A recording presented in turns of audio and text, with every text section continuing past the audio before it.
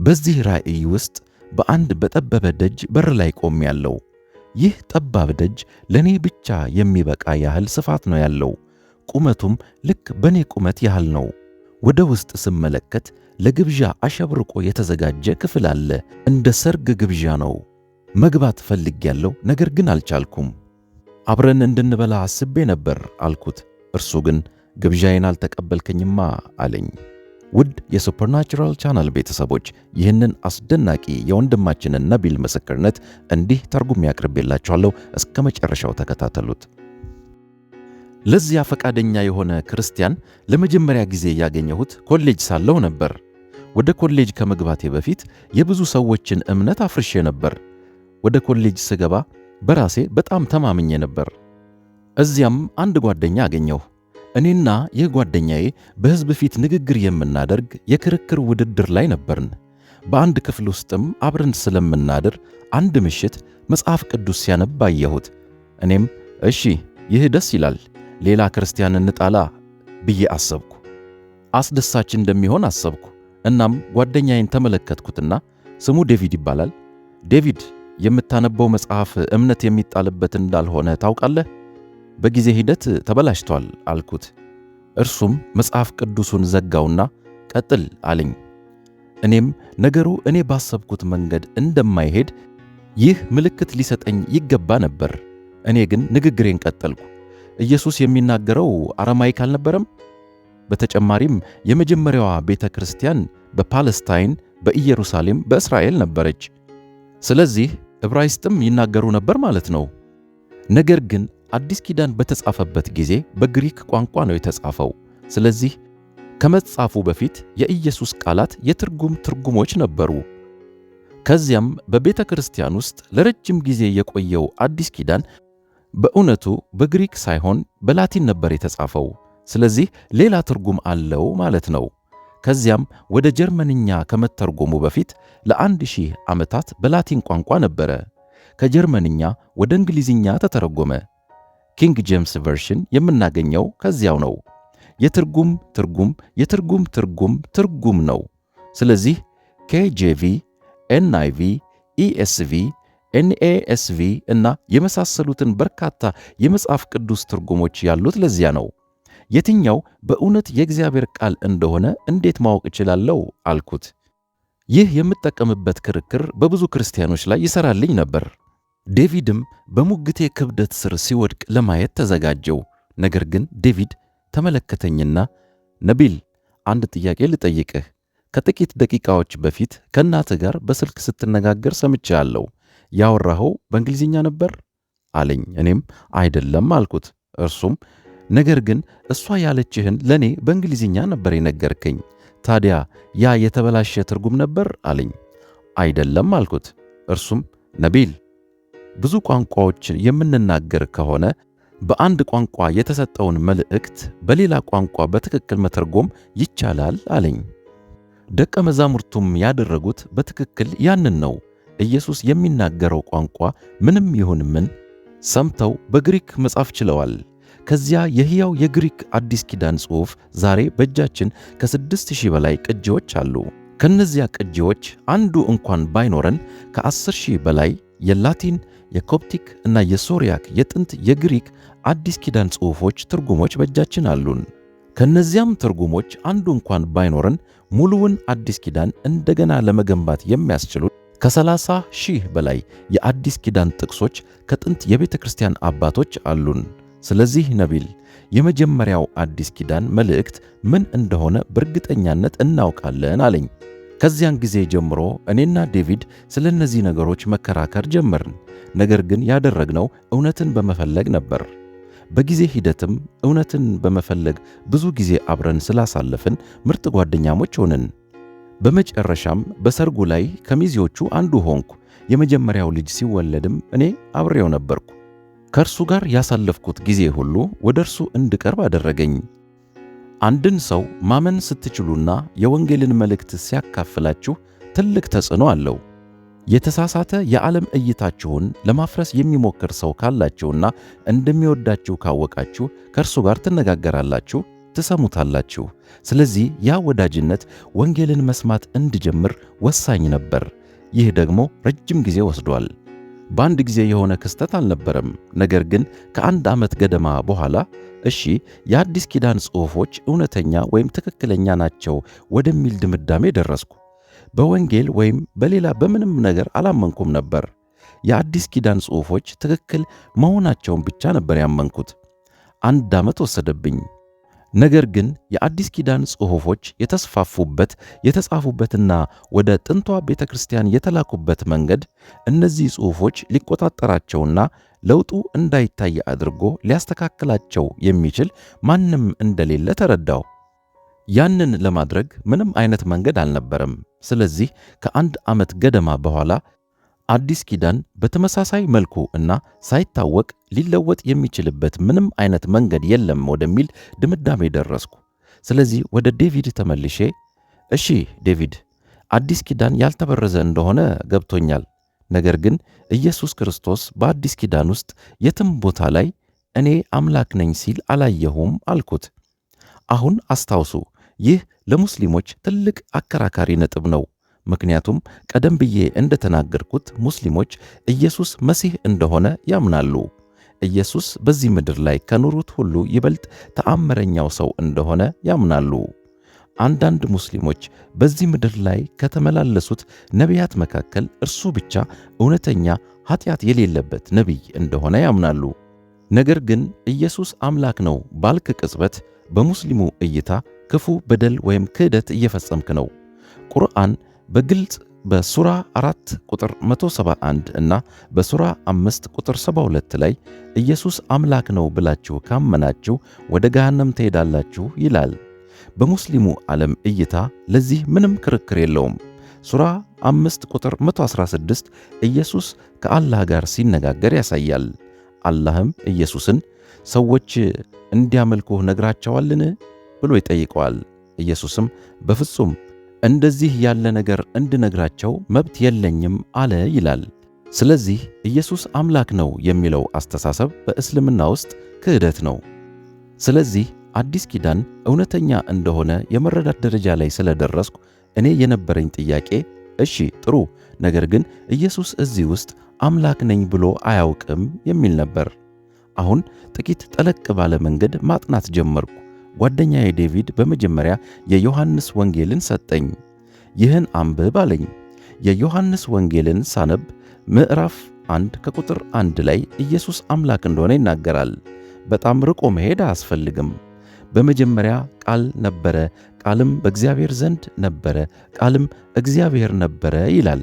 ታዲያ ወደ ቁጥር 14 ስደርስ ቃልም ሥጋ ሆነ፣ በእኛም አደረ፣ ክብሩንም አየን እያለ ይቀጥላል።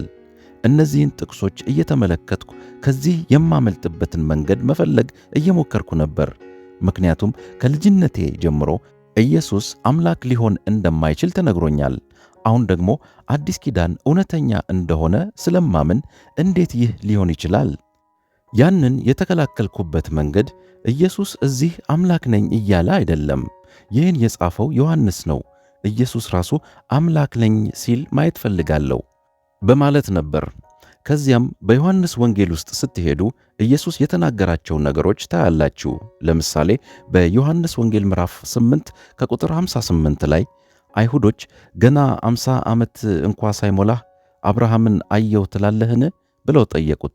ኢየሱስም መልሶ እውነት እውነት እላቸዋለሁ አብርሃም ሳይወለድ እኔ አለሁ አላቸው። እግዚአብሔር ለሙሴ ስሙ እኔ አለሁ እንደሆነ ወደሚናገርበት ወደ ኦሪት ዘጸአት ምዕራፍ 3 ከቁጥር 14 ስትሄዱ ኢየሱስ የሚናገረው ነገር ሁሉ ትርጉም መስጠት ይጀምራል። ገና 50 ዓመት አልሞላህም ተብሎ ሲጠየቅ የኢየሱስ መልስ እኔ አለሁ የሚል ነው። አብርሃም ሳይወለድ እኔ እንኳ ዘላለማዊ ነኝ ማለቱ ነው። ምክንያቱም የሙሴን አምላክ ስም እየወሰደ ነው። በጣም ግልጽ ነው። ኢየሱስ ወደ ብሉይ ኪዳን 2 ወይም 3 ማጣቀሻዎችን በማድረግ እኔ የሙሴ አምላክ ነኝ፣ እኔ የዳንኤል አምላክ ነኝ፣ እኔ የዳዊት አምላክ ነኝ ይላል። ይህንንም በጣም በግልጽ ስላደረገው የካህናት አለቆች ወዲያውኑ ልብሳቸውን ቀደው ስድቡን ሰምታችኋል፣ ምን እናድርግበት አሉ። ሊሰቅሉት የወሰኑበትም ምክንያት ያ ነበር። አምላክ ነኝ ባይል ኖሮ ሊሰቅሉት ባልተነሱም ነበር። ይህ እኔ እንደ ሙስሊም ስለ ኢየሱስ የተማርኳቸውን ነገሮች ሁሉ ሐሰት ያደርጋቸዋል። ምክንያቱም አምላክ ነኝ ማለቱን የሚያሳይ ማስረጃ እዚህ አለ። ይህንን እንዴት ማድረግ እችላለሁ? ይህ የአእምሮ ጭንቀት አእምሮዬን ያስጨንቀኝ ጀመር። እስከዚህ ነጥብ ድረስ ከጓደኛዬ ከዴቪድ ጋር እንከራከር ነበር።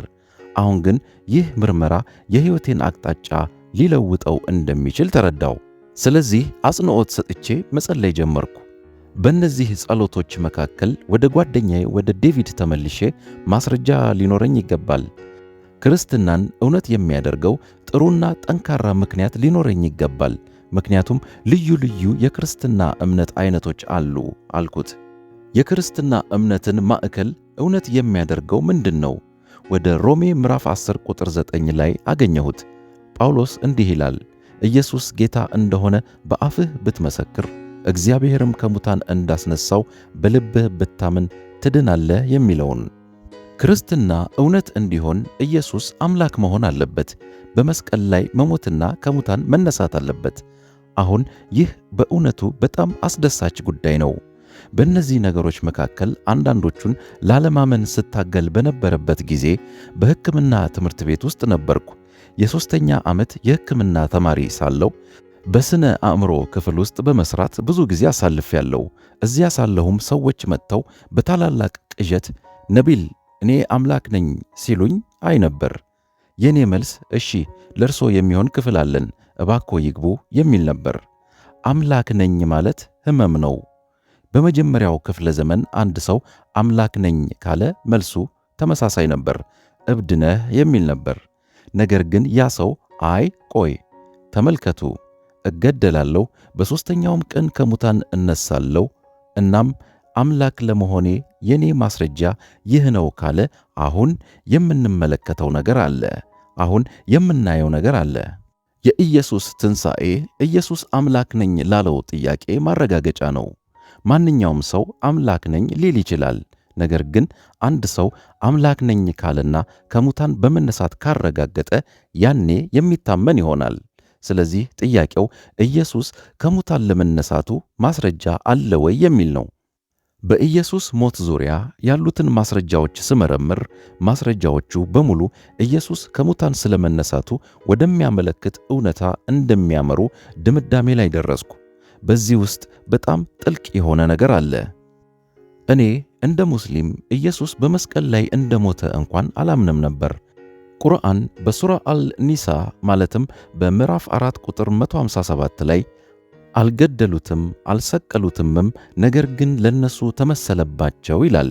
ስለዚህ ቁርአን ኢየሱስ በመስቀል መገደሉን አይቀበልም። የኢየሱስ ሞትና ትንሣኤ ከታሪክ አንጻር ስለ ሕይወቱ በጣም ጠንካራ እውነታ ነው። ያ ብቻ ደግሞ ቁርአንን ይፈታተናል። እንደ ሙስሊም ከዚህ ጉዳይ ጋር በእውነት መታገል ነበረብኝ። ከሙታን ለመነሳቱ ግን ይህ ሁሉ ማስረጃ አለኝ። ከነዚህም ማስረጃዎች አንዳንዶቹ ከፈለጋችሁ በጌሪ ሃበርማስ እና በማይክ ሊኮን የተጻፈውን The Case of the Resurrection of Jesus የተሰኘውን መጽሐፍ እንድታነቡ መክራለሁ።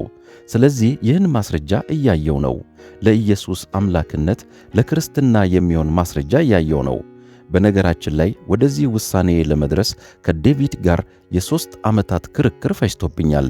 በአንድ ጀንበር የተደረገ ፍለጋ አይደለም። ዴቪድ አንድ ቀን እንዲህ ሲል ጠየቀኝ፣ እስከ ዛሬ ይህንን ጉዳይ ስትመረምረው ቆይተሃል። ያገኘኸውን የክርስትና ትክክለኛነት ማስረጃ ከ0 እስከ 100 ስንት ትሰጠዋለህ ብሎ ጠየቀኝ። እኔም ስለ እያንዳንዱ መስፈርት አሰብኩ። እሺ ኢየሱስ በመስቀል ላይ መሞቱን 99% እርግጠኛ ነኝ። አምላክ ነኝ ማለቱን 90% እርግጠኛ ነኝ። ከሙታን መነሳቱንም 90% ያህል እርግጠኛ ሆኛለሁ። ስለዚህ ያገኘሁትን የክርስትና ትክክለኛነት ማስረጃ ከ80 እስከ 85 በመቶ አስቀምጠዋለሁ አልኩት። እርሱም ተመለከተኝና ታዲያ ወንጌልን ለምን አትቀበልም አለኝ። እኔም ምክንያቱም በእስልምና 100% እርግጠኛ ስለሆንኩ ነው።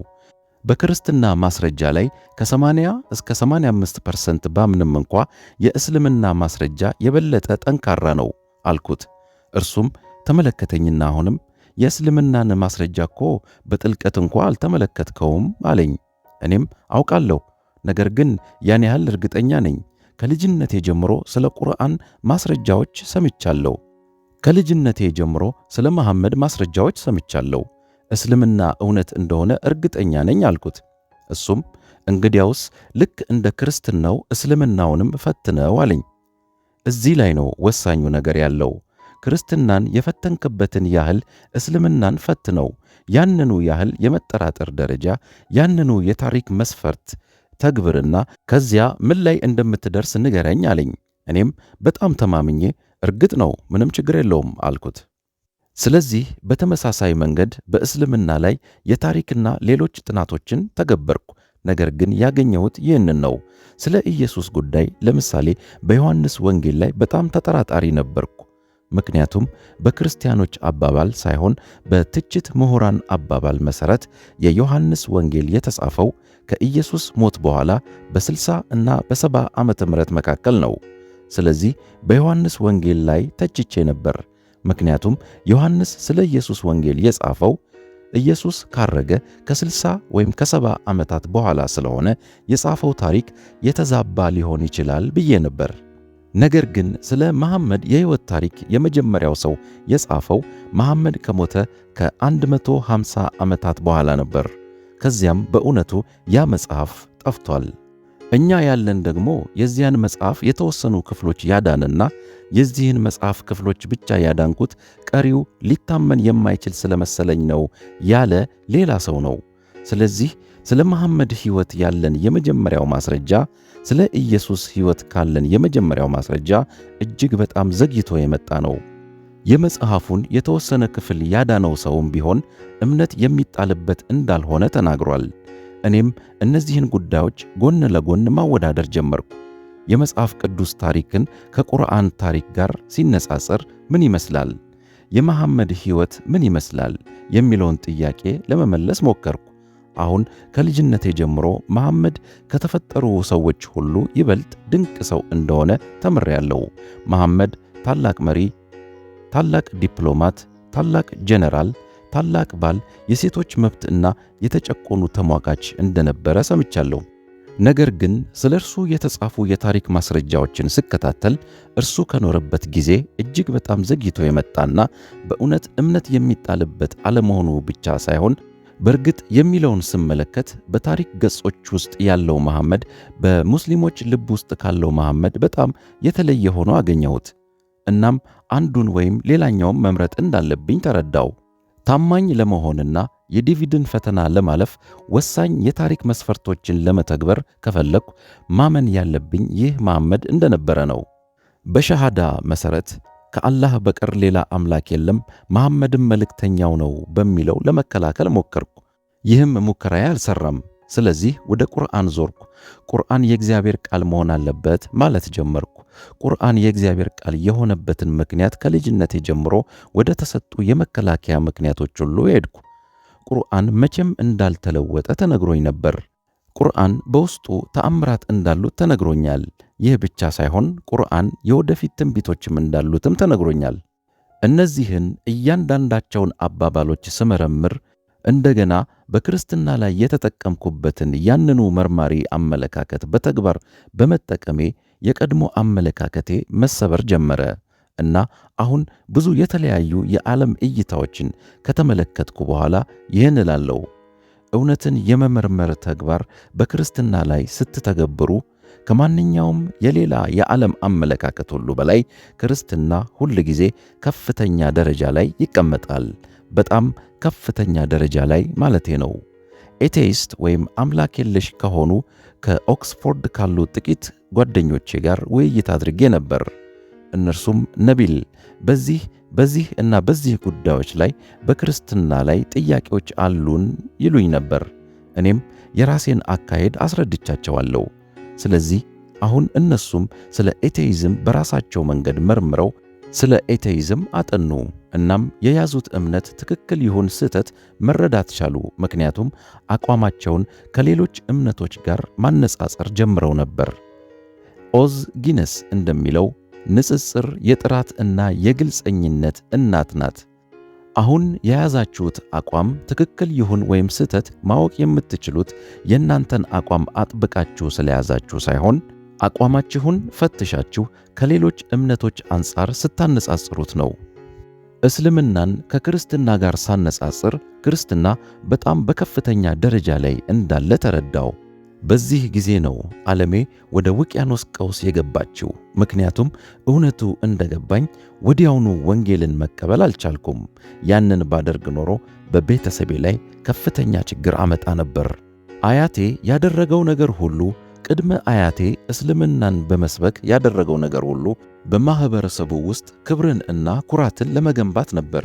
የልጅ ልጃቸው ክርስቲያን ከሆነ ደግሞ በሕይወታቸው ሙሉ ያገኙትን ክብር ሁሉ እንዳፈረስኩት ያህል ነው። በቤተሰቤ ዘንድ የምነቀፈው እኔ ብቻ አይደለሁም። ቤተሰቤ ሙሉ ሕይወታቸውን በእኔ ላይ ያፈሰሱት እናትና አባቴ ክርስቲያን ብሆን በእነርሱ ላይ ስደት አመጣለሁ፣ ስማቸውን አጠፋለሁ።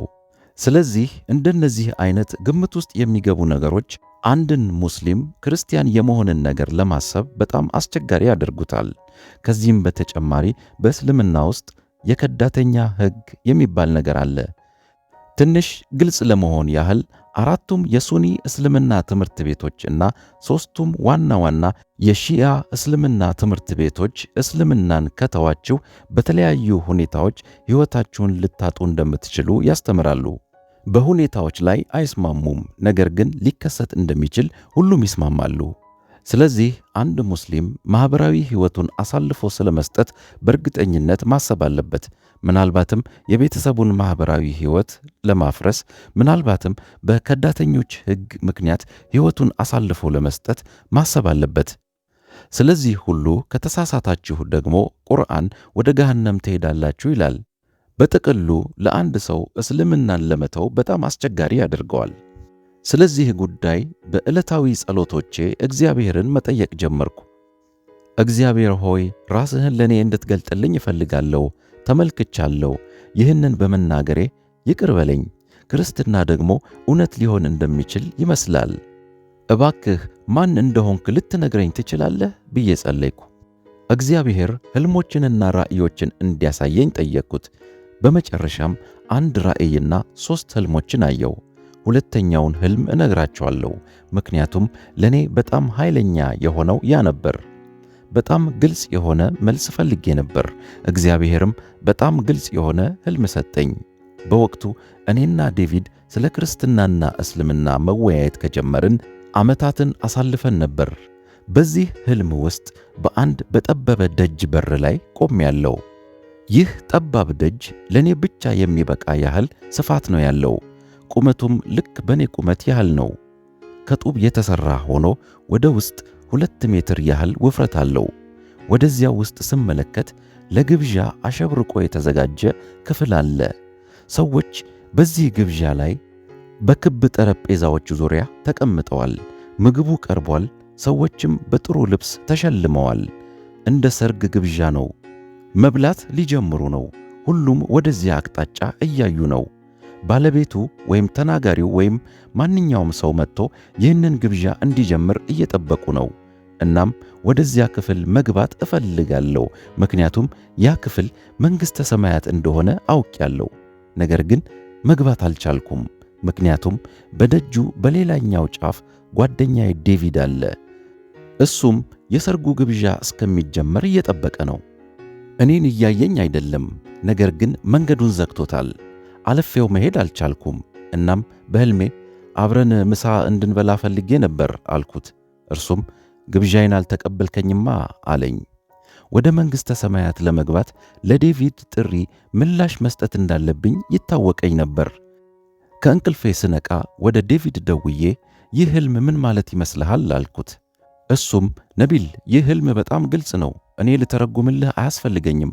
በቀጥታ ወደ መጽሐፍ ቅዱስ ሂድ አለኝ። ምን ማለትህ ነው አልኩት። እርሱም ወደ ሉቃስ ወንጌል ምዕራፍ 13 ሂድ አለኝ። ሉቃስ ወንጌል ምዕራፍ 13 ላይ ሳነብ በደማቅ ፊደላት በጠበበው በር ግቡ ይላል። ያንን ባየው ጊዜ ልቤ ቀጥ ያለች መሰለኝ። ምክንያቱም በሕልሜ ውስጥ በጣም ኃይለኛው መልእክት ያ የጠበበ በር ወይም መግቢያ ነበር። በጠበበው በር ለመግባት ተጋደሉ፣ እላችኋለሁና ብዙዎች ሊገቡ ይፈልጋሉ አይችሉምም። ባለቤቱ ተነስቶ በሩን ከቆለፈ በኋላ እናንተ ከውጭ ቆማችሁ ጌታ ሆይ ጌታ ሆይ ክፈትልን እያላችሁ በሩን ልታንኳኩ ትጀምራላችሁ። እርሱም መልሶ ከወዴት እንደሆናችሁ አላውቃችሁም ይላቸዋል ይላል። ይህ ጥቅስ የቆምኩበትን ቦታ ነገረኝ። ስለዚህ ወደ እግዚአብሔር ቀና ብዬ እግዚአብሔር ሆይ ሌላ ሕልም ያስፈልገኛል አልኩት። አትፍረዱብኝ ክርስቲያኖች። ስለዚህ ሌላ ሕልም ጠየቅኩት። እግዚአብሔርም ሌላ ሕልም ሰጠኝ። አንድ ቀን ግን በቤቴ ቁጭ ብዬ ቁርአንንና መጽሐፍ ቅዱስን አወጣው። እግዚአብሔር ሆይ መጽናናትን ስጠኝ አልኩ። ቁርአንን ከፍቼ ማንበብ ጀመርኩ። በሕይወቴ ለመጀመሪያ ጊዜ ቁርአንን ማንበብ ጀመርኩ። ለሃይማኖታዊ ሥርዓት ሳይሆን ለግል መመሪያ። በቁርአን ውስጥ ለተጎዳ ሰው መጽናናትን ለመስጠት የተዘጋጀ አንድም ጥቅስ እንዳልነበረ ተረዳው። ስለዚህ ይህ መጽሐፍ በሕይወቴ ላይ እንደማይሠራ ተረዳው። አስቀመጥኩት። መጽሐፍ ቅዱሱን አነሳው። ከአዲስ ኪዳን እጀምራለሁ አልኩና የማቴዎስ ወንጌል ምዕራፍ 1 ላይ ከፈትኩ። የሚያዝኑ ብፁዓን ናቸው መጽናናትን ያገኛሉና ወደሚለው ወደ ማቴዎስ ወንጌል ምዕራፍ 5 ለመድረስ ረጅም ጊዜ አልፈጀብኝም። እነዚያን ቃላት ባየው ጊዜ በገጹ ላይ እንደ ኤሌክትሪክ ንዝረት ከገጹ ላይ ዘሎ ውስጤ ወደ ልቤ የዘለቀ ያህል ነበር የተሰማኝ። እነዚያን ቃላት ሳነብ ኢየሱስ ይህን የተናገረው ለኔ ነው ብዬ አሰብኩ። ይህን የተናገረው ከ2000 ዓመታት በፊት ለኔ ነበር። እውነቴን ነው የምላችሁ፣ ባነበብኩት እያንዳንዱ ጥቅስ ውስጥ ከመጽሐፍ ቅዱስ ጋር ውይይት እያደረግኩ ያለው ያህል ይሰማኝ ነበር። እግዚአብሔርን እግዚአብሔር ሆይ ጸሎቴን መስማት እንደምትችል እንዴት አውቃለሁ የሚል ጥያቄ ጠይቀዋለሁ። ከዚያም በጥናት መጽሐፍ ቅዱስ ላይ ያለውን የግርጌ ማስታወሻ አነባለሁ። እግዚአብሔር ጸሎትህን መስማት እንደሚችል ማወቅ ከፈለክ ወደ 1ኛ ዮሐንስ ምዕራፍ 5 ሂድ ይላል። ደስ ይላል። በመጨረሻም ወደ ማቴዎስ ወንጌል ምዕራፍ 10 ደረስኩ። ማቴዎስ ወንጌል ምዕራፍ 10 እንዲህ ይላል፣ በዚህ ዓለም ሰዎች ፊት የሚመሰክርልኝን ሁሉ እኔ ደግሞ በሰማያት ባለው አባቴ ፊት እመሰክርለታለሁ። በዚህ ዓለም ሰዎች ፊት የሚክደኝን ሁሉ እኔም ደግሞ በሰማያት ባለው አባቴ ፊት እክደዋለሁ ይላል። አያችሁ፣ የሚያስፈልገኝን ማስረጃ ሁሉ ነገረኝ። የጠየቅኩትን መንፈሳዊ መመሪያ ሁሉ ነገረኝ። እግዚአብሔር ሆይ ይህንን ካደረግኩ ቤተሰቤን መተው አለብኝ አልኩት። በማቴዎስ ወንጌል ምዕራፍ 10 ላይ ከእኔ ይልቅ አባቱን ወይም እናቱን የሚወድ ለእኔ አይደለም። ያንን ሳነብ እግዚአብሔር ሆይ ወላጆቼን ብቻ አይደለም ሙሉ ሕይወቴን ነው አልኩት። የሚቀጥሉት ጥቅሶች የሚሉት መስቀሉን ተሸክሞ የማይከተለኝ ለእኔ አይደለም ይላል። አዎ እግዚአብሔር ዋጋውን ያውቃል። ዛሬ ጌታን መቀበል የምትፈልጉ ሰዎች መክፈል ያለባችሁን ዋጋ። ይህን እያዳመጣችሁ ከሆነ መክፈል የሚኖርባችሁ ዋጋ አዲስ ዋጋ አይደለም። ደቀ መዛሙርቱ ከመጀመሪያው አንስቶ የከፈሉት ዋጋ ነው። ኢየሱስን ለመከተል ከፈለግን ሁላችንም ለመክፈል ዝግጁ ልንሆን የሚገባው ዋጋ። ስለዚህ በጉልበቴ ተንበረከኩና የንስሐ ጸሎት ጸለይኩ። ኢየሱስ ጌታ እንደሆን ካምናለሁ፣ ለአንተም እገዛለሁ። ኃጢአቴን ስለወሰድክ በመስቀል ላይ ስለሞትክና ከሙታን ስለተነሳ አመሰግንሃለሁ። በሕይወቴ ሁሉ እከተልሃለሁ አልኩት። በዚያች ቅጽበት በአእምሮዬ ወንጌልን አምኜ በልቤ ተቀበልኩ። አሁን ብሞት እንኳን ወደ መንግሥተ ሰማያት እንደምገባ አውቄያለሁ።